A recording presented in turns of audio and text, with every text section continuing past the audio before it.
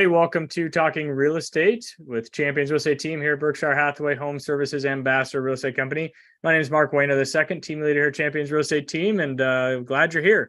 Every Wednesday, we jump on and kind of give a rundown of what's going on in the real estate market over the last week and kind of keep you up to date, keep you educated, keep you coached up, all that kind of fun stuff. But our quick tip of the week here is, so as you're going through the transaction, when you get to the end, the exciting part is buying the house, right in that big, nice initial investment, your down payment on there. But the big key to that is double check your wire. If you are wiring the money, make sure you are wiring it to the proper institution and make sure that that is going to the title company. We've had things in the past. I know Russ has had things happen. We've had things happen here at Berkshire, where, an email gets hacked or something like that. They'll send you wiring instructions and they'll change one letter on the, let's say, title and company, email address, and that the L will actually be a 1 in the, email address. So you can't even tell. And it'll say, yes, your wiring instructions change. Well, you give that to your bank, poof, that money can be gone. So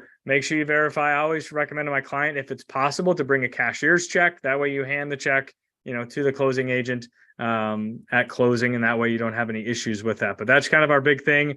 I know it's not exciting quick tip, but that's going to be a very helpful quick tip. The same thing when you're selling a house. If you're getting the proceeds check from the sale of your house, I'll just wire it into my account. Well, maybe taking that extra 10-minute drive to go pick up that check at the title company, go deposit it in your bank. It's going to save you a lot of headaches in that realm. I know I haven't had it personally happen, to any of my clients, luckily, but I know here at Berkshire and across the city, there's been, that has happened. So I know we have a wire fraud addendum that we have to have signed, just every transaction, just to make you aware. So quick tip of the day in regards to that. So just make sure you mind your P's and Q's with regards to the wire fraud. So let's take a look at the market, what's going on in the real estate market here lately. Over the last 7 days, we had 456 new listings jump on the market. We had about 350 new contracts written. So down a little bit. I know last week I was under the weather last Wednesday, so I did Thursday. And Thursday we see a little bit more uptick on pending. So I think we were at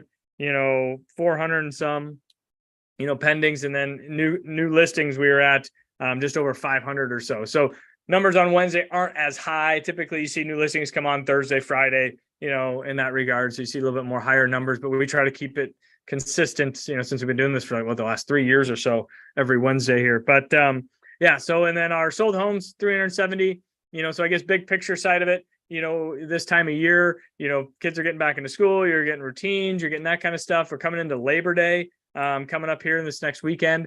So you'll see some houses come up because people may be coming in town. You may see some employers bringing some of their employees in that may be moving in, because it's an extended weekend, and they can do some house shopping. So we'll probably see this number uptick for next week. But, like I said, sometimes, the holiday weekends are hit or miss too, on traffic and things of that sort. So let's jump in and look at the 30,000 foot view. As I say, kind of every week, this 30,000 foot view is a good, overview of it, but it doesn't really give the actual activity on the ground.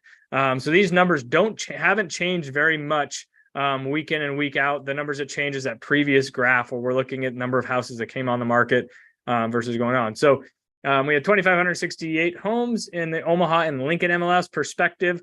When I got my license 15 years ago in 2008, after kind of the mortgage debacle we were in, we had about 6,000 homes, 5,500 homes in just the Omaha MLS. Now, since then, we've joined the MLS in Omaha and Lincoln. So you can see our inventory is still down.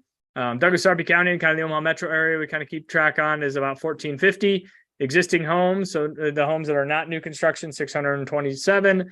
As you can see, the new construction kind of staying right there. Months of inventory, 1.7. That's up from last year. I think last year we were about 1.3.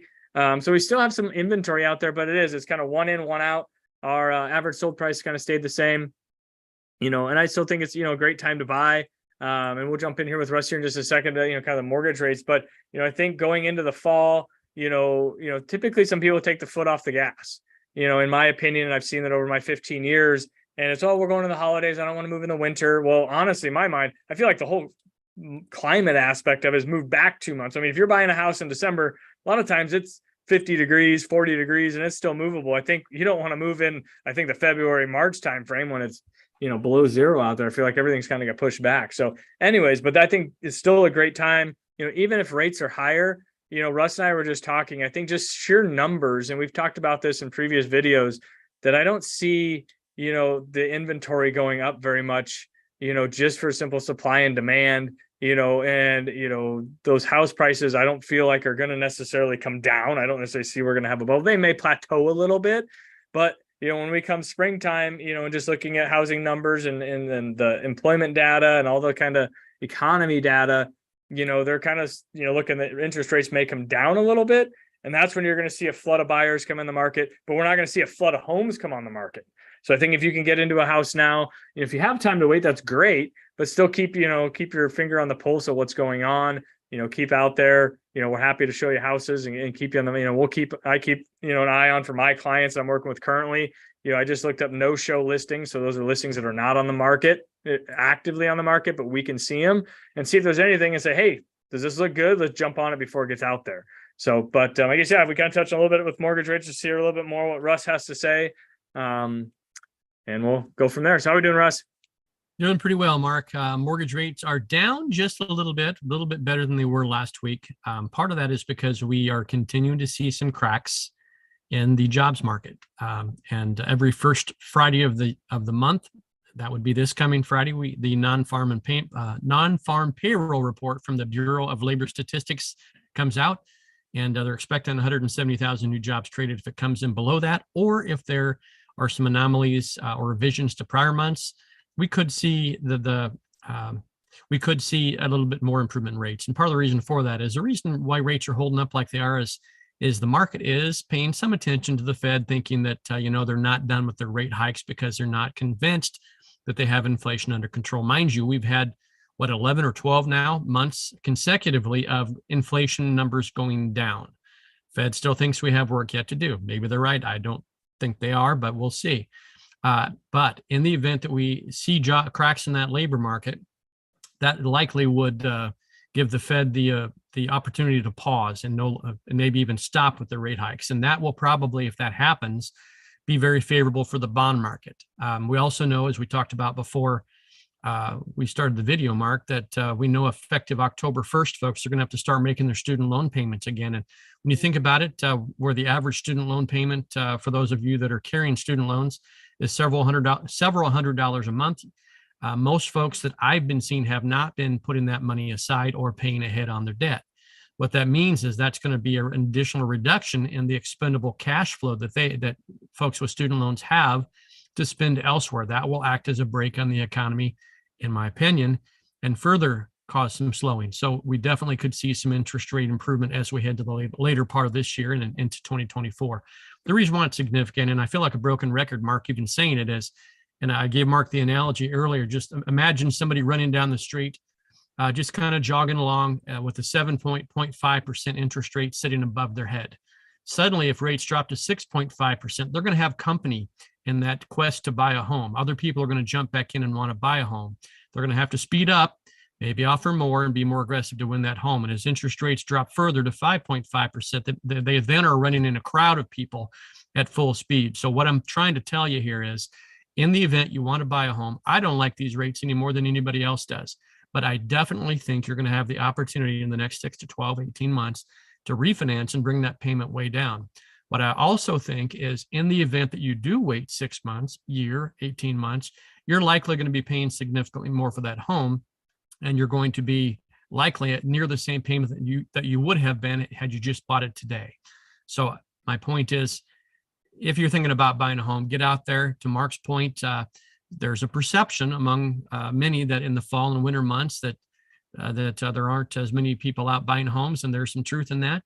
But that's a great opportunity for you to get out there and buy a home. You saw inventory numbers. While they're not great, they're a little better than they were. Give Mark and his team a call, get out there and buy a home now, and we'll right size that rate and payment next year for you. Yeah. And that thing is, as you wait, like you said, potentially 6, 12, 18 months, is if you buy a house now, is you're missing out on that potential, appreciation that may be coming back, and your mortgage, and, deduction on taxes and things like that. So there's different advantages, that pros and cons, going back and forth on both sides. But I think like that, if you are renting, or, if you're not renting and maybe you're staying at a relative's house, then great, saving that.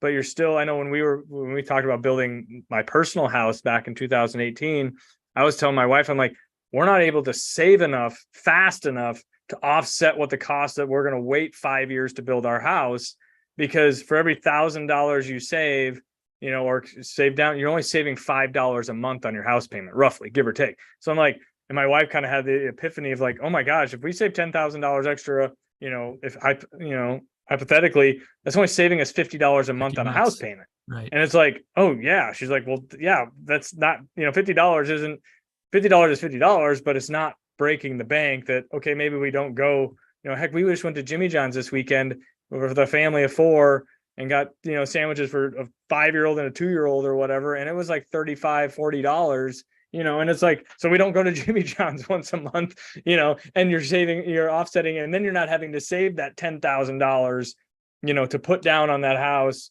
So that's the things I kind of look at, just the real life applications of it, that, people think I'm going to save up for this house, and that's great, but that really doesn't put a huge dent in your monthly payment. And I'd honestly, personally, I'd keep that $10,000 in a savings account for an emergency fund, that if you buy an older home and it's got an older furnace or whatever, and something takes, kicks the bucket, you still have that money set aside, that you don't feel strapped for the cash and the $50. Yeah. So go ahead, Mark, if I could interject there as well. And for those of you that are watching the news and hearing that housing is gloom and doom, I want you to think about this. For the last 10 years, so 120 months, every month, the major news has saying housing was going to collapse. Mind you, every month for the last 10 years, with the exception of 1 or 2, we've seen home values stable or increasing. So quit listening to those guys.